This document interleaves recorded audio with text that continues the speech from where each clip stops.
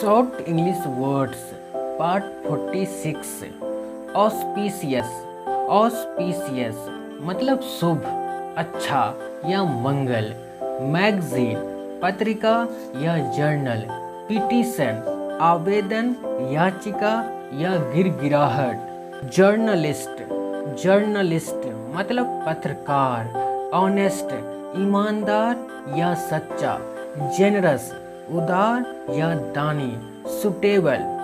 Suitable अनुकूल, उपयुक्त या उचित। पॉपुलर। पॉपुलर लोकप्रिय, प्रचलित या प्रसिद्ध। पैरालिसिस।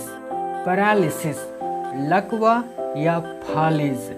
कैंडिडेट मतलब उम्मीदवार या प्रत्याशी। फेस्टिवल त्योहार या उत्सव। ऑफिसर पदाधिकारी या अफसर। सेंट मतलब साधु, महात्मा या ऋषि। लिमिटेड मतलब सीमित या मर्यादित। Subscribe now